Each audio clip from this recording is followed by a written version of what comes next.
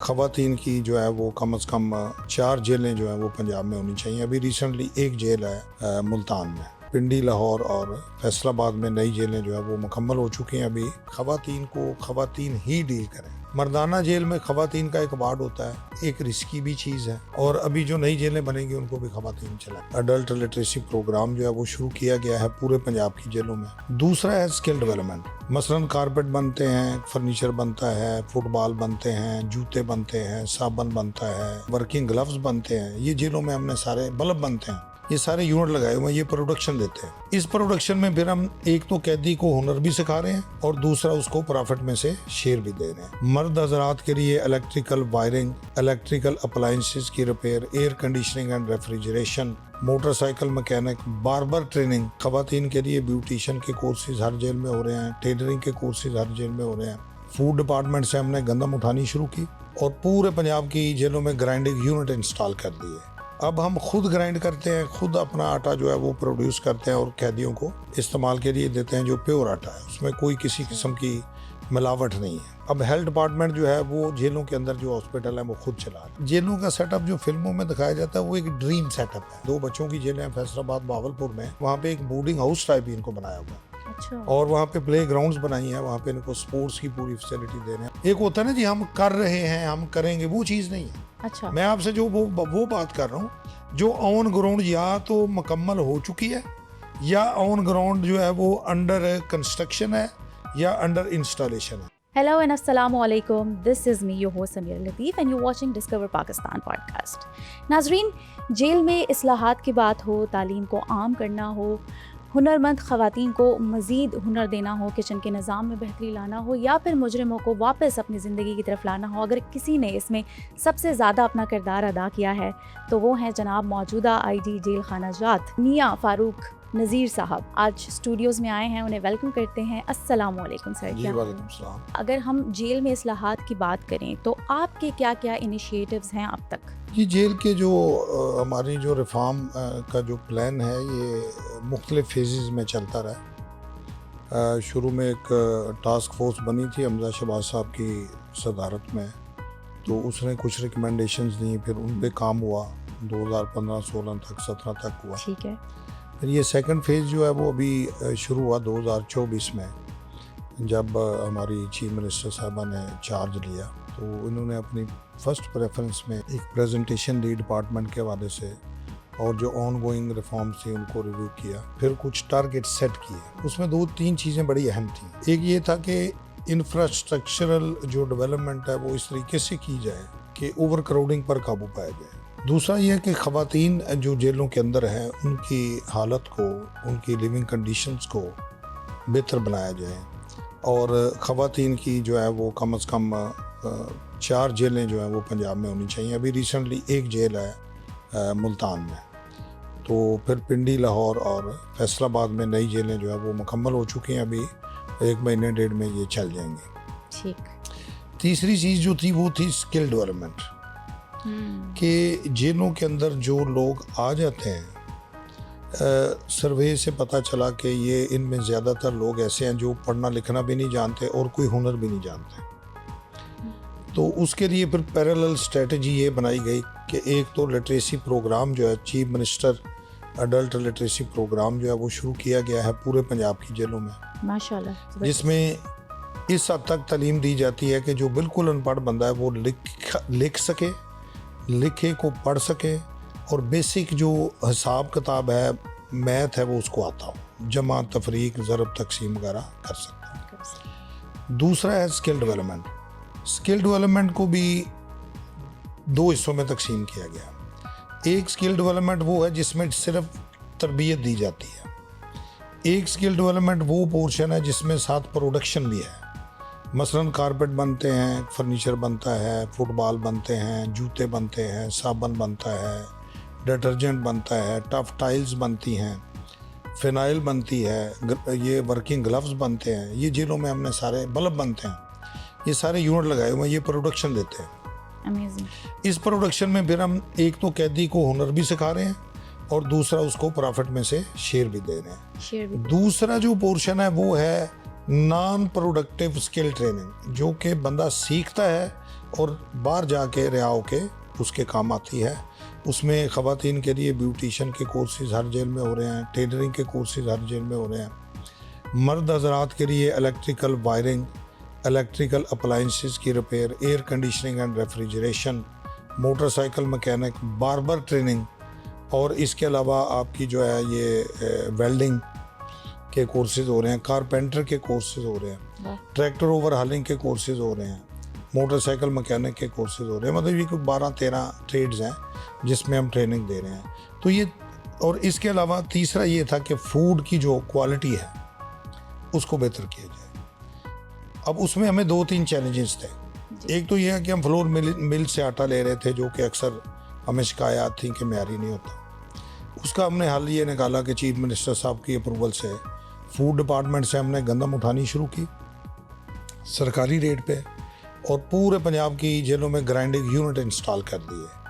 अब हम खुद ग्राइंड करते हैं, खुद अपना आटा जो है वो प्रोड्यूस करते हैं और कैदियों को इस्तेमाल के लिए देते हैं, जो प्योर आटा है, उसमें कोई किसी किस्म की मिलावट नहीं है। और दूसरा ये था इशू कि हम जो खाना तैयार करते थे वो तकसीम के दौरान ठंडा हो जाता था। मिसाल के तौर पे अगर आप लाहौर की जेल देखें तो यहाँ 7,000 बंदा है। खाना तकसीम करने में कम से कम 1.5 घंटा लगता था। एक तो खाना तैयार करने में 7-8 घंटे लगते हैं, और फिर तकसीम में मतलब 8-10 घंटे की एक्टिविटी।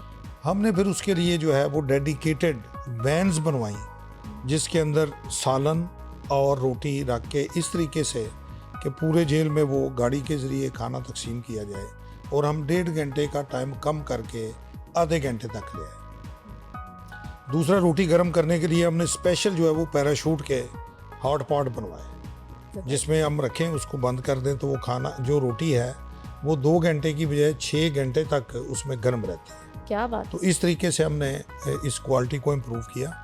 और दूसरा फिर ये हुआ कि हमने फूड अथॉरिटी को ये लेटर लिखा कि आप हर महीने आके चेक करें कि हमारे जो खाने पीने की अशिया हैं उनकी क्वालिटी कैसी है, क्वांटिटी कैसी है और मेयार क्या है। वो अब हर महीने फूड अथॉरिटी की इंडिपेंडेंट टीम जो है वो जाके उसको एनालाइज करती है और फिर अपनी रिपोर्ट देती है। इसके अलावा हमने हॉस्पिटल्स जो हैं वो हेल्थ डिपार्टमेंट के हवाले किए हैं। पहले हम खुद चलाते थे, फिर हमने ये सोचा कि हम तो डॉक्टर नहीं हैं, हमें बड़े इश्यूज़ हैं, मेडिसन ख़रीदने का इशू था और टेक्निकल इश्यूज़ थे।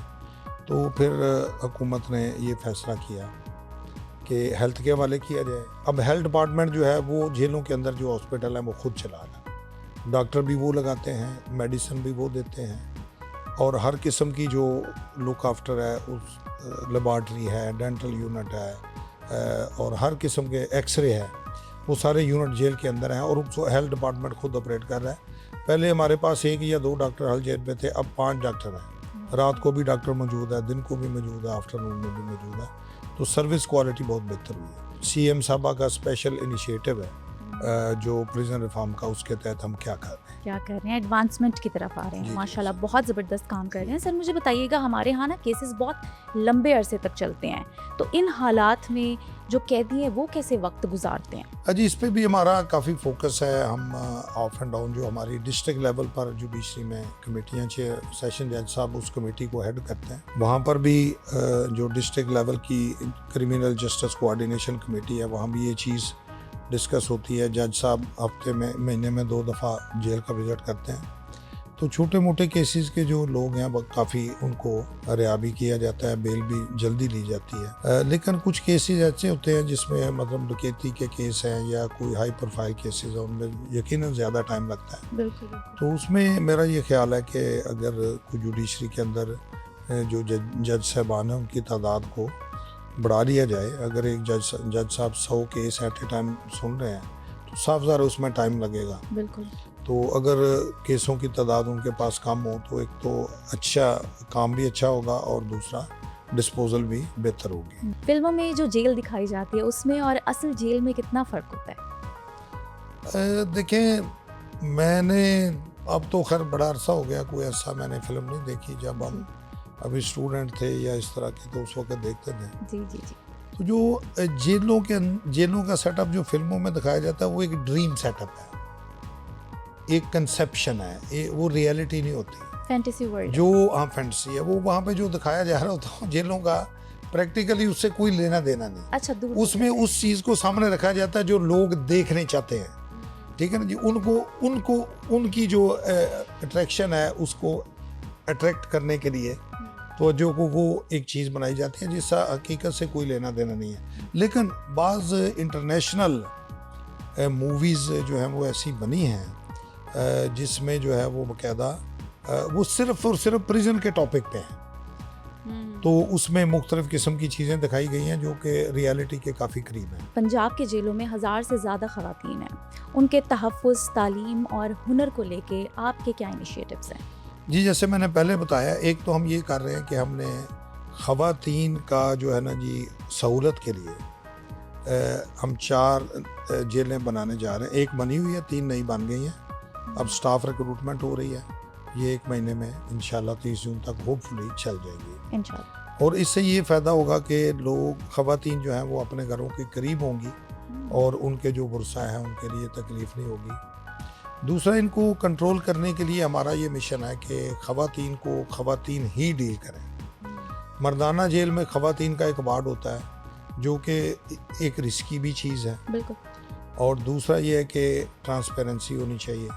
तो उसके लिए हमने एक डेडिकेटेड ख़वातीन का केडर बनाया है जिसमें लोअर लेवल से लेके warder, head warder, lady assistant superintendent, lady superintendent, lady deputy superintendent, DIG lady की एक पोस्ट भी क्रिएट की गई है। ओके। तो ये जो ख़वातीन का शोबा है इसको पूरी कमांड जो है वो ख़वातीन कर रही हैं और अभी जो नई जेलें बनेंगी उनको भी ख़वातीन चलाएंगी। पंजाब जेलों में ना 600 से ज़ायद बच्चे कैदी हैं, उनको कैसा माहौल फराहम किया जाता है? जी, बच्चों का ये है कि ये एक जगह जगह पे साफज़ार नहीं है। पूरे पंजाब में हमारी 45 प्रिजन्स हैं, तो ये मुख्तलिफ जगहों पे मुख्तलिफ तादाद में है। कहीं पे 50 हैं, कहीं पे 60 हैं, कहीं पे 20 हैं, कहीं पे 30 हैं। तो इनके लिए 2 चीज़ें हैं। एक तो इनको अडल्ट ये जो लिटरेसी प्रोग्राम है उसमें पढ़ना लिखना लाजमी है। एक इसके अलावा हम रिलीजियस एजुकेशन भी इनको देते हैं, कुरान पाक नाजरा पढ़ाते हैं इनको, मुख्तलिफ किस्म के जो कलमे हमारे 6 कलमे वो भी सिखा रहे हैं। तलीमुल कुरान के कोर्सेज हैं और हमने इन सब कोर्सेज की जो है ना साथ माफ़ी रखी हुई है। जो भी कोर्स बच्चा कंप्लीट करेगा उसको कैद में उतनी कमी दी जाएगी। क्या बात। इसके अलावा इनको कंप्यूटर की एजुकेशन दे रहे हैं। बल्कि जो हमारी 2 बच्चों की जेलें हैं फैसलाबाद, बावलपुर में, वहाँ पे हमने ये किया है कि हमने वहाँ पे एक बोर्डिंग हाउस टाइप भी इनको बनाया हुआ है। अच्छा। और वहाँ पे प्ले ग्राउंड्स बनाई हैं, वहाँ पे इनको स्पोर्ट्स की पूरी फैसिलिटी दे रहे हैं। वहाँ पे टेफ्टा के साथ मिलकर इनको वोकेशनल ट्रेनिंग दे रहे हैं। वहाँ पे इनके जो है वो टेलरिंग की क्लासेस हैं, वहाँ पे वेल्डिंग की क्लासेस हैं, वहाँ पे कंप्यूटर की क्लासेस हैं और मतलब इस तरह का ओवरऑल इनको एक ट्रेनिंग का पूरा माहौल दिया जाता है ताकि ये बाहर जाएँ तो कुछ ना कुछ हुनर भी सीख के जाएँ, और अगर नहीं पढ़े लिखे तो पढ़ के जाएँ, और अगर बाहर पढ़ते हुए जेल आ गए हैं तो अपनी स्टडी कंटिन्यू करें। सर मुझे बताइएगा, जो वरसा मुलाकात के लिए आते हैं जेल में, उनको ये शिकायत होती है कि काफ़ी मुश्किल मरहले से उनको गुजरना पड़ता है, फिर लेन देन का जो सिलसिला होता है, आपने इस हवाले से क्या इनिशिएटिव्स किए हैं अब तक? देखें, इसमें शिकायत हमें कभी कभार आ जाती हैं, हम एक्शन भी लेते हैं जी। मतलब कोई माफ़ी नहीं है। कम से कम पिछले 1 साल में आप देखें तो 10-15 लोगों को हमने नौकरी से इस वजह से निकाल चुके हैं और कुछ की अभी भी इंक्वायरी चल रही है। लेकिन असल इशू ये है कि अब दौर है मैकेनिकल, डिजिटल। अब वो पुराने जो तरीक़ाकार हैं वो आहिस्ता आहिस्ता ख़त्म हो रहे हैं। हमने एक एडवांस ऐप बनाई है, उसका नाम रखा है मुलाकात ऐप। आप गूगल प्ले स्टोर पे जाएं और मुलाकात ऐप सर्च करें, उसमें एक परफार्मा खुल जाएगा। आप वो परफार्मा फिल करें कि आपने किसकी मुलाकात करनी है, कब करनी है, और कैदी के और अपने पर्टिकुलर डालेंगे और उसको आप सेंड करेंगे तो विद लेस देन 30 सेकंड्स आपको मैसेज आ जाएगा कंफर्मेशन का कि आपकी मुलाकात कंफर्म हो गई है फ़लाँ दिन इतने बजे। तो आपने फिर वहाँ पे जाके सिर्फ वो जो मैसेज है वो दिखाना है और मुलाकात करके आप फारग हो जाएंगे। आपको ना लाइनों में लगना पड़ेगा, ना किसी को मिलना पड़ेगा, ना कोई ऐसी चीज़ होगी। स्ट्रेट अवे आप आएँ, अपना सामान जमा कराएं, मुलाकात करके जाएँ। अब आहिस्ता आहिस्ता हम इस तरफ को जा रहे हैं। दूसरा जो हम एक बड़ा अहम जो काम है वो कर रहे हैं वो ये है कि जिस तरह आप शिकायत की जो बात कर रहे हैं, हम सेफ जेल प्रोजेक्ट लेके आ रहे हैं। अच्छा। उसमें 12,000 4,000 पहले लगे हुए हैं कैमरे, 12,000 और कैमरे, यानी 16,000 कैमरा नया लगा के उसमें आर्टिफिशियल इंटेलिजेंस के फीचर है, उसमें थर्मल एनालिसिस के जो फीचर हैं, और वो एक एक इंच को जो है ना वो कवर करेंगे, और जूमिंग की उनमें कैपेसिटी है। मसलन कैमरा लगा हुआ है, अगर किसी जगह पे कोई अब नॉर्मल एक्टिविटी हो रही है तो वो हम उसको जूम करके देख सकते हैं, और वो हाई डेफिशिएंसी लेवल की जूमिंग होगी। तो उसमें हम पूरी इस चीज़ को जो है मैकेनिकली कंट्रोल करने जा रहे हैं। जो मुलाजम ड्यूटी पे है वो बॉडी कैम के साथ होगा, और उसमें ऑडियो भी होगी। वो जहाँ जा रहा है, जहाँ जो बातचीत कर रहा है, कंट्रोल रूम में वो सारी चीज़ सुनी जा रही है, रिकॉर्ड हो रही है एक्टिविटी, वो रिकॉर्ड हो रही है। ठीक है। तो इस तरीके से हम इसको मैनेज करने जा रहे हैं, ताकि जो ये शिकायत हैं या जो तकलीफात हैं वो उनका हम कम किया जा सके। और इसमें काम शुरू है। अच्छा, ये कोई मतलब पंजाब गवर्नमेंट जो है ना जी, इसमें कोई ज़बानी बातचीत जमा खर्च नहीं है। मैं जो आपको बात कर रहा हूँ, ये वो बात कर रहा हूँ जो इस वक्त मौके पे काम शुरू है, इंस्टॉलेशन का प्रोसेस शुरू है। एक होता है ना जी, हम कर रहे हैं, हम करेंगे, वो चीज़ नहीं है। अच्छा, मैं आपसे जो वो बात कर रहा हूँ जो ऑन ग्राउंड या तो मुकम्मल हो चुकी है, या ऑन ग्राउंड जो है वो अंडर कंस्ट्रक्शन है या अंडर इंस्टॉलेशन है। इसमें कोई ज़बानी या ऐसे कोई जमा खर्च वाला मामला नहीं है। जेल में जो कैदी होते हैं उनकी रूटीन क्या होती है सुबह से लेकर रात तक? जी, सुबह ये है कि जो कैदी मतलब उठते हैं, उसके बाद वो अपना नमाज वगैरह, ज़्यादातर लोग जो है वो नमाज पढ़ते हैं, कुरान पाक भी पढ़ते हैं। उसके बाद इनका जो है नाश्ता आता है। नाश्ते के बाद ये 2 घंटे की इनकी क्लासेस होती हैं रिलीजियस, जिसमें ये कोई ना कोई कोर्सेज जो कर रहे हैं वो पढ़ते हैं। उसके बाद जो सज़ा याफ्ता है वो काम के लिए चले जाते हैं। जो अंडर ट्रायल हैं कुछ कोर्ट में चले जाते हैं, बाकी जो हैं वो पीसीओ लगा हुआ है, उनकी अगर बारी है कॉल करने की, वो घर में कॉल करने के लिए चले जाते हैं। जेलों में हमने ये फैसिलिटी दी हुई है। इसके बाद जो स्किल डेवलपमेंट की क्लासेस जिन्होंने ज्वाइन की हुई हैं वो अपनी अपनी क्लासेस में चले जाते हैं। उसके बाद कोई 12 बजे तक, 1 बजे तक फिर इनका खाने का वक्फा हो जाता है, फिर ये खाना शाना खाते हैं। उसके बाद फिर अपनी वापस बैरक्स में आते हैं। बैरक्स में भी हमने रैक्स रखे हुए हैं, जिस तरह ये है, इसमें किताबें रखी हुई हैं, वहाँ बैठ के ये किताबें वगैरह पढ़ते हैं। टीवी लगे हुए हैं, वो मैचेस वगैरह चल रहे हैं वो देख लेंगे, कोई ड्रामा चल रहा है वो देख लेंगे। मतलब इस तरीके से इनका दिन जो है वो गुजरता है। और जो अदालतों में जाते हैं वो भी वापस आ जाते हैं। कुछ लोगों की मुलाकात का दिन होता है, वो अपनी मुलाकातों पे बिजी रहते हैं। तो शाम का खाना इनको हम 5 बजे के करीब देते हैं। फिर हमने जहाँ जेलों पे कैपेसिटी मौजूद है वहाँ इनको खेलों की, वॉलीबॉल की या इस तरह की कैरम बोर्ड, लूडो वगैरह की भी फैसिलिटीज़ हैं, वो कोई रिक्रिएशन भी कर लेते हैं। और उसके बाद शाम का खाना दे के उसके बाद इनको हम मगरब से पहले लॉकअप कर दें। सर, जिन कैदियों से काम लिया जाता है उनको कितनी तनख्वाहें दी जाती हैं? नहीं, इसमें जो कैदी हैं ना, जिनकी कैद होती है बामशक्कत, ठीक है, हम इनको कोई मतलब इस तरह मुआवजा नहीं देते। लेकिन अभी 2 साल से हमने ये सिस्टम शुरू किया है कि मसलन फुटबॉल बना रहे हैं या फर्नीचर बना रहे हैं या टफ टाइल बना रहे हैं, साबर बना रहे हैं, मेलामाइन के बर्तनों की फैक्ट्री गुजरांवाला में लगाई है, तो उसमें जो प्रॉफिट आता है उसमें से हम 50% उनको शेयर करते हैं। तो उनमें ये जूते बन रहे हैं, कसूर जेल में जूतों की फैक्ट्री लगाई है, उसमें 400-500-600 रुपया डेली आ जाता है। हाफिजाबाद में 1-2 जेलों में हमने कपड़े स्टिचिंग करने के रेडीमेड यूनिट लगाए हुए हैं प्राइवेट सेक्टर के तामन से, तो उनको वहाँ से भी मतलब इस तरीके से इनकम आती है, तो उनको पैसे मिलते हैं। आपने अपनी सर्विस में कभी ऐसा देखा है कि किसी कैदी ने रूपकार बनकर या फिर सुरंग खोद कर बाहर निकलने की कोशिश की हो? मेरे होते हुए तो ऐसा कोई वाक़या नहीं हुआ, लेकिन मेरे से पहले मैंने सुना है कि कोई इस तरह के इवेंट्स हुए हैं। उस वक्त ज़्यादातर जेलें मड मेड और कच्ची थी, फर्श भी कच्चे थे। बिल्कुल बिल्कुल। तो अभी तो सारा सिनेरियो चेंज हो गया, अब कंक्रीट सिस्टम आ गया, अब पक्की जेलें आ गई हैं और सर्विलेंस बहुत है, कैमरे लगे हुए हैं, मूवमेंट्स कंट्रोल्ड हैं। तो अभी मेरा, और फिर दूसरा ये कि जो सुरंग लगाने के लिए आपके पास कोई टूल्स होने चाहिए, कोई आलात होने चाहिए, वो चीज़ें मतलब अवेलेबल ही नहीं है। सर्चेज हमने बेहतर की हैं और कंट्रोल बेहतर हुआ है। पहले आईजी सिर्फ लाहौर में होता था, तो रहीम यार खां अटक तक, राजनपुर तक, मियाँ वाली तक एरिया था, पहुंचना मुश्किल था। अब हमारी 8 डिवीज़नों में डीएजी बैठे हुए हैं, हर एक के अंडर 5-6 जेलें 7 जेलें मौजूद हैं। वो अपनी अपनी जेलों का चक्कर लगाते रहते हैं। सर्विलेंस, इंस्पेक्शन, ओवरसाइट बढ़ गई है, तो उससे सिक्योरिटी इम्प्रूवमेंट है। फांसी घाट पे आपने कैसे कैसे खौफनाक मनाजिर देखे हैं, और सबसे खौफनाक कोई ऐसा मंजर जो आपके जहन पे छाप छोड़ गया? साफ ज़ाहिर अफसोस तो होता है, लेकिन जब उनके मामला देखते हैं जो उन्होंने किया होता है, तो फिर ये कुरान का भी हुक्म है कि जैसा आप करते हैं उसी तरह का जो है मतलब कत्ल के बदले कत्ल वाला जो मामला है। जी।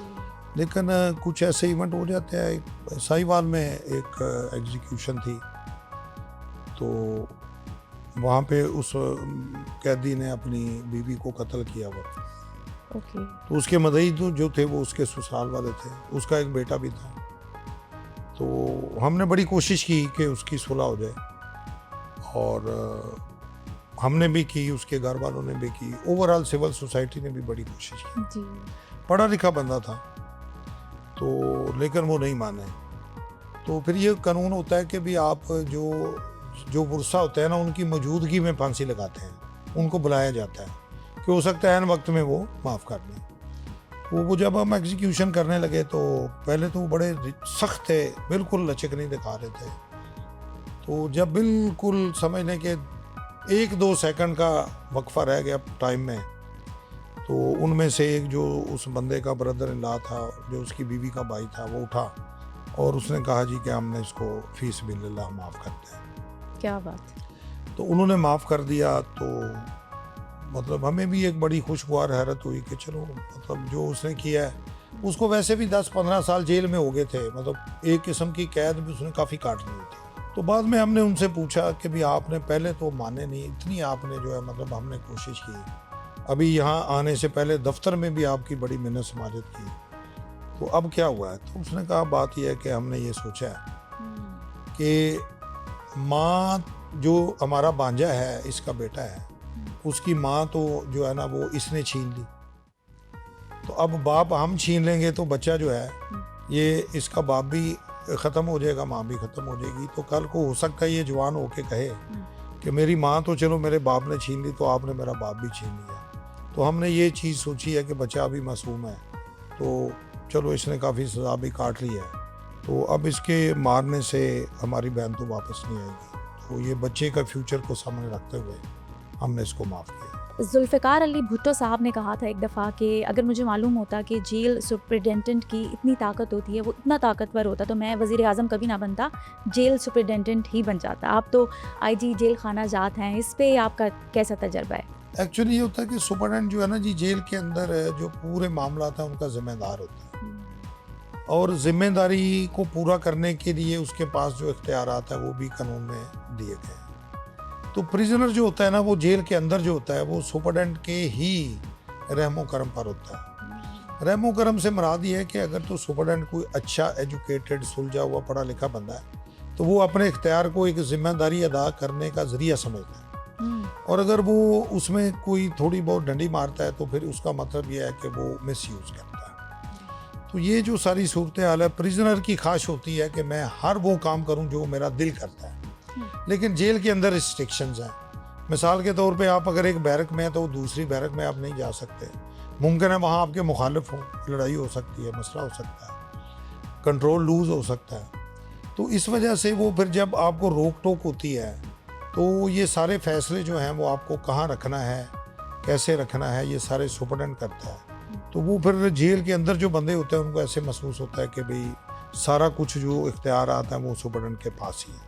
तो इसलिए वो ये समझते हैं भाई इसकी जो अथॉरिटी है वो बड़ी अनलिमिटेड है, तो ख्वाहिश कर की होगी कि भाई मैं भी सुपरिटेंडेंट लग जाऊँ। तो लोग वो जेल के अंदर तक की बात है, मतलब बाहर में तो और मौला नहीं। जब कोई पुलिस वाला किसी जुर्म में जेल आता है, कैदी बनता है, तो उसकी क्या रूटीन होती है?